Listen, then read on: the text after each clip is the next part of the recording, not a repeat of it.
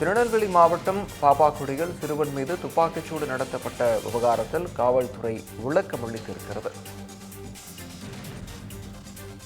திருநெல்வேலி மாவட்டம் பாப்பாக்குடியில் துப்பாக்கிச்சூடு சம்பவம் குறித்து காவல்துறை விளக்கம் அளித்திருக்கிறது. மேலும் மாற்று சமூகத்தைச் சேர்ந்த சக்திகுமார் என்பவரை சிறுவர்கள் இருவர் தாக்க முயற்சித்தனர் என காவல்துறை தெரிவித்திருக்கிறது. சிறுவர்கள் அத்துமீறி வீட்டிற்குள் புகுந்த பெண்ணிடம் அவதூறாக பேசி பொருட்களை உடைத்து உள்ளனர் என காவல்துறை தெரிவித்திருக்கிறது. விசாரணைக்கு சென்ற எஸ்ஐ முருகனை சிறுவன் தாக்க முயற்சித்ததால் தற்காப்பு நடவடிக்கைக்காக துப்பாக்கிச்சூடு நிகழ்ந்ததாகவும் காவல்துறை தரப்பில் தெரிவிக்கப்பட்டிருக்கிறது. இதுகுறித்த விவரங்களை வழங்குவதற்காக இணைகிறார் எமது செய்தியாளர் சரவணன். காவல்துறையினுடைய விளக்கம் குறித்த கூடுதல் விவரங்களை வழங்கலாம். வணக்கம் விக்னேஷ். திருநெல்வேலி மாவட்டம் பாப்பாக்குடி பகுதியில் இரு தரப்பினர்களுக்கிடையே ஏற்பட்ட மோதலை தொடர்ந்து விசாரணைக்கு சென்ற காவல் உதவி ஆய்வாளரை அரிவாளால் தாக்க முயன்ற 17 வயது சிறுவன் மீது காவல்துறை துப்பாக்கி சூடு நடத்தியது.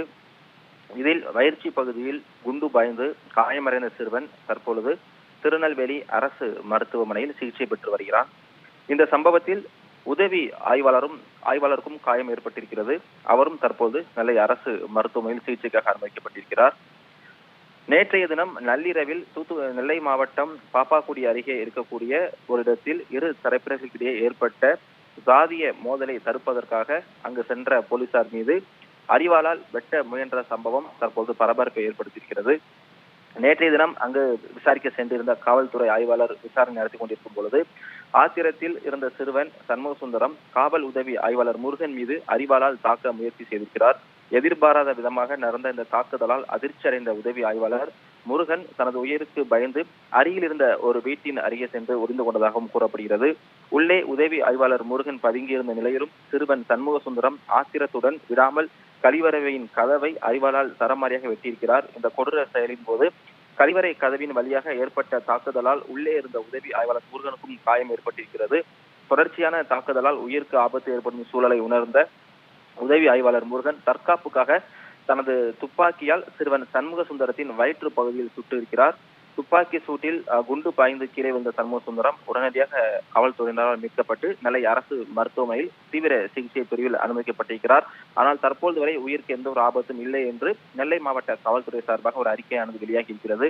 இந்த சம்பவம் குறித்து பாப்பாக்குடி காவல்துறையினர் வழக்கு பதிவு செய்து விசாரணை நடத்தி வரக்கூடிய சூழல்ல சம்பவத்தில் தொடர்புடைய 2 நபர்கள் மீதும் தற்பொழுது 11 பிரிவுகளின் கீழ் வழக்கு பதிவானது செய்யப்பட்டிருக்கிறது. அது மட்டுமில்லாமல் நிலைமையை கட்டுக்குள் கொண்டு வருவதற்காக திருநெல்வேலி மாவட்டம் முக்கூடல் அருகே கூடுதல் போலீசாரானது பாதுகாப்பு பணியில் ஈடுபடுத்தப்பட்டிருக்கிறாங்க. நேற்று நள்ளிரவில் ஏற்பட்ட இந்த சம்பவம் நெல்லை மாவட்டத்தில் அதிர்ச்சி ஏற்படுத்தியிருக்கிறது.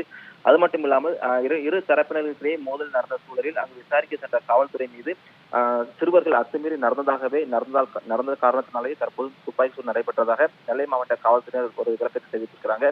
அத்துமீறி வீட்டுக்குள் புகுந்து பெண்ணிடம் அவதூறாக பேசியது மற்றும் பணியில் இருந்த காவலரை பணி செய்யப்படாமல் தடுத்தது உட்பட 11 பிரிவுகளின் கீழ் வழக்குகள் பதிவு செய்யப்பட்டிருக்கிறது. தற்பொழுது காயமடைந்திருக்கக்கூடிய சிறுவன் மற்றும் காவல் உதவி ஆய்வாளர் இருவருமே திருநெல்வேலி அரசு மருத்துவமனையில் சிகிச்சை பெற்று வராங்க. விக்னேஷ், விவரங்களுக்கு நன்றி சரவணன்.